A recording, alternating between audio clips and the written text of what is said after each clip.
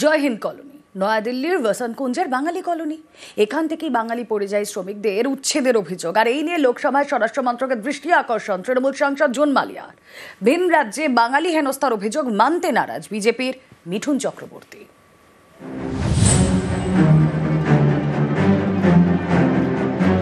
নয়াদিল্লির বসন্তকুঞ্জ, এখানে রয়েছে জয় হিন্দ কলোনি। এই এলাকায় অনেক পরিযায়ী শ্রমিক থাকেন, তাদের বেশিরভাগই বাঙালি। এই বাঙালি শ্রমিকদের উচ্ছেদের অভিযোগ নিয়ে সংসদে সরব তৃণমূল। বৃহস্পতিবার লোকসভায় বসন্তকুঞ্জের উচ্ছেদের অভিযোগ তোলেন মেদিনীপুরের তৃণমূল সাংসদ জুন মালিয়া। তাঁর লিখিত অভিযোগ, নয়াদিল্লির বসন্তকুঞ্জের জয় হিন্দ কলোনির বাসিন্দাদের দুর্দশার কথা স্বরাষ্ট্র মন্ত্রকের নজরে আনতে চাই। এই কলোনিতে বাংলার পরিযায়ী শ্রমিকের সংখ্যা বেশি। তাদের ঘরে বিদ্যুৎ সংযোগ বিচ্ছিন্ন করা হয়েছে, জলের লাইন কেটে দেওয়া হয়েছে, জলের ট্যাঙ্ক আটকে দেওয়া হয়েছে। বিষয়টি বিচারাধীন থাকা সত্ত্বেও এই পদক্ষেপগুলি করা হচ্ছে। জয় হিন্দ কলোনির বাসিন্দাদের অনেকেই কয়েক দশক ধরে এখানে থেকেই কাজ করেন। তাদের পুনর্বাসনের ব্যবস্থা না করেই জোর করে উচ্ছেদ করা হচ্ছে। কেন্দ্রের কাছে আবেদন, মানবিক দৃষ্টিভঙ্গি নিয়ে এখানকার বাসিন্দাদের নাগরিক পরিষেবা দেওয়ার বিষয়টি নিশ্চিত করা হোক। জয় হিন্দ কলোনি নিয়ে যেটা চলছে, যেভাবে অবিচার অন্যায় করা হচ্ছে তাদের সাথে, সেই নিয়ে আমি রেজ করেছিলাম এবং তার উত্তর তো আমাদের মাননীয় হোম মিনিস্টারকে দিতে হবে। একদম মিথ্যে কথা, সরাসরি মিথ্যে কথা। কোন বাঙালিদের মারা হচ্ছে সেটা বলুন। বাঙালিদের মারা হচ্ছে, কোন বাঙালিদের মারা হচ্ছে? খালি খালি সমকাছে মানে ঝগড়া লাগিয়ে উস্কানি লাগিয়ে তার ভোটটা কোনো আমার পার হয়ে গিয়ে। বসন্তকুঞ্জে উচ্ছেদের অভিযোগ নিয়ে মামলা চলছে দিল্লির পাতিয়ালা হাউস কোর্টে। পরবর্তী শুনানি পর্যন্ত উচ্ছেদের স্থগিতাদেশ দিয়েছে আদালত। আমাদের চিরকাল আইন, বিচার ব্যবস্থা এবং মানুষের উপর ভরসা আছে। অন্যায়ভাবে জল এবং আলো বন্ধ করা হয়েছিল। আমরা যখন সাইন করাচ্ছিলাম মোট 1100 ফ্যামিলির জন্য, আমরা জানতাম যে তারা ইনজাংশন পাবেন। যেহেতু 3 জেনারেশন আছে, আলো জল বন্ধ হবে এটা কখনো হতে পারে না। আইন এবং বিচারের উপর, ব্যবস্থার উপর আমাদের ভরসা আছে।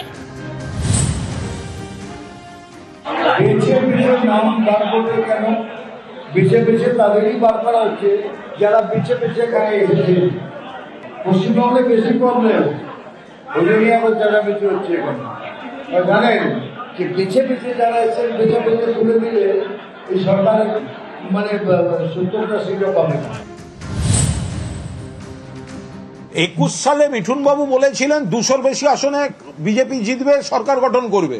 আপনার পূর্বাভাস মেনেনি। আগের কথাটা কেন মিলল না সেটার ব্যাখ্যা না দিয়ে আবার একটা প্রেডিকশন দিচ্ছে বিজেপি 50 পার হবে না।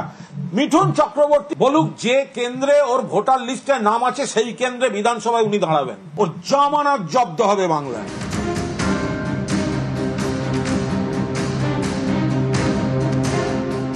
নিউজ 18 বাংলা। ভোটের আগে পশ্চিমবঙ্গে এসআইআর কমিশনের বিজ্ঞপ্তিতে এ রাজ্যে এসআইআর এর জল্পনা। কমিশনের বিশেষ কর্মসূচিতে অতিরিক্ত ভাতা, বিএলওদের অতিরিক্ত ভাতা নিয়ে নোটিফিকেশন, আর কমিশনের ভাতা বৃদ্ধির বিজ্ঞপ্তিতে এসআইআর জল্পনা। ভোটের আগে বিহারে এসআইআর নিয়ে সরগরম রাজনীতি। 2026-এ বঙ্গেও বিধানসভা নির্বাচন। এসআইআর নিয়ে জল্পনা এ বঙ্গেও। কথা বলবো, প্রতিনিধি সোমরাজ বন্দ্যোপাধ্যায় রয়েছেন সঙ্গে। সোমরাজ, দেখো, স্পেশাল ইন্টেন্সিভ রিভিশনের জল্পনা কেন তৈরি হয়েছে তার কারণ জাতীয় নির্বাচন কমিশনের তরফে রাজ্যের মুখ্য নির্বাচনী আধিকারিককে যে চিঠিটি পাঠানো হয়েছে সেখানে বলা হয়েছে স্পেশাল সামারি রিভিশন বা জাতীয় নির্বাচন কমিশনের যে কোনো স্পেশাল ড্রাইভের বা যে কোনো কর্মসূচির ক্ষেত্রে অতিরিক্ত ভাতা হিসাবে বুথ লেভেল অফিসার বা বিএলওদের 2000 টাকা করে বিশেষ ভাতা দেওয়া হবে। 2000 টাকা করে বিশেষ ভাতা দেওয়ার পাশাপাশি বিএলওদের জন্য একাধিক ঘোষণা জাতীয় নির্বাচন কমিশনের তরফে করা হয়েছে, যেখানে বলা হয়েছে বার্ষিক ভাতা হিসাবে তারা 12,000 টাকা পাবেন। আগে যেটা তারা 6,000 টাকা করে পেতেন, অর্থাৎ দ্বিগুণ বাড়ানো হলো তাদের বার্ষিক ভাতা। শুধু তাই নয়, বুথ লেভেল অফিসারদের যারা সুপারভাইজার হিসেবে কাজ করবেন তারা 18,000 টাকা করে বার্ষিক ভাতা পাবেন। উদ্দেশ্য একটাই, যাতে বুথ লেভেল অফিসার হিসাবে যারা কাজ করবেন তাদের যদি উৎসাহ বাড়ানো যায়। আর এই নির্দেশিকাকে ঘিরেই জল্পনা শুরু হয়েছে, তাহলে কি এ রাজ্যে শীঘ্রই স্পেশাল ইন্টেন্সিভ রিভিশন শুরু হচ্ছে? তার কারণ জাতীয় নির্বাচন কমিশনের তরফে যে স্পেশাল ড্রাইভ বা কর্মসূচিগুলি রয়েছে তার মধ্যে অন্যতম হলো এই স্পেশাল ইন্টেন্সিভ রিভিশন।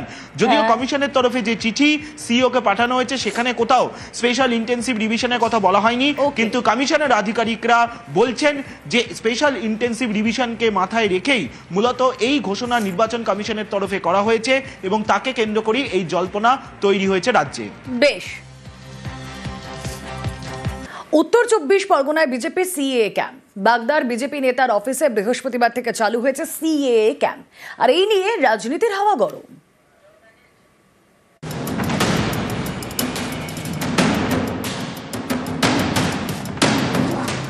বাংলার বাইরে বাংলা বললেই বাংলাদেশি, ভিন রাজ্যে বাঙালিদের হেনস্থা, এইসব অভিযোগে কোমর বেঁধে আসরে তৃণমূল। এই পরিস্থিতিতে বিজেপি চালু করল সিএএ ক্যাম্প উত্তর 24 পরগনার বাগদায়।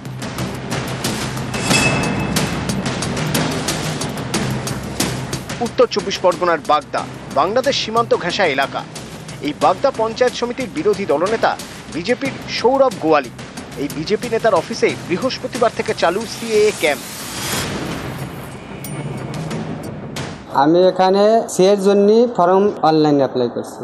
কি কি ডকুমেন্টস লাগছে? এখানে বাংলাদেশের বাবার নামের বা ঠাকুরদার নামের পুরনো কোনো কাগজ আর এই দেশের পুরনো কাগজ। ধর্মীয় সার্টিফিকেট লাগছে? হ্যাঁ, ধর্মীয় সার্টিফিকেট আছে। ধর্মীয় সার্টিফিকেট দিয়েছেন? হ্যাঁ, দিয়েছি। সিএ এর জন্য অনলাইন অ্যাপ্লাই করতে এসেছি। ক্যাম্পটা কি করছে? পঞ্চায়েত সমিতির সদস্য বিরোধী দলনেতা সৌরভ গোয়ালি। কাগজ লাগছে বাংলাদেশের একটা প্রমাণপত্র, আর কবে এসেছেন সেই এন্ট্রির একটা প্রমাণপত্র, আর এই দেশের তুমি কি পড়াশোনা করেছো কি আদার্স যে কোনো একটা অরিজিনাল ডকুমেন্টস। সিএ নাগরিকত্ব সংশোধনী আইন। এই আইন তৈরি হয় 2019 সালে। মোদী সরকার দ্বিতীয়বার ক্ষমতায় আসার পরে তৃণমূল শুরু থেকেই সিএ এর বিরোধী। বাগদায় সেই সিএ নিয়ে ক্যাম্প বিজেপি।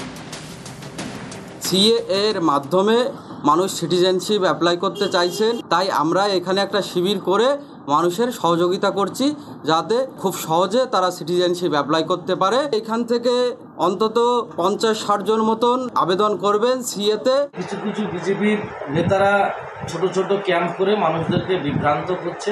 বাংলা ভাষায় কথা বললে তাদেরকে বাংলাদেশি বলছে, আর বিজেপির নেতারা এখানে তাদেরকে সিএতে ফর্ম ফিল আপের জন্য ক্যাম্প করছে। এটা হাস্যকৌতুক ব্যাপার। বাংলার বাইরে বাঙালিকে হেনস্থার অভিযোগ। বাঙালি অস্মিতায় শান তৃণমূলের। এই আবহে বাগদায় বিজেপির সিএএ ক্যাম্প, যা ঘিরে তৃণমূল বিজেপি তরজা তুঙ্গে। বাগদা থেকে অনিরুদ্ধ কীর্তনিয়া, নিউজ 18 বাংলা।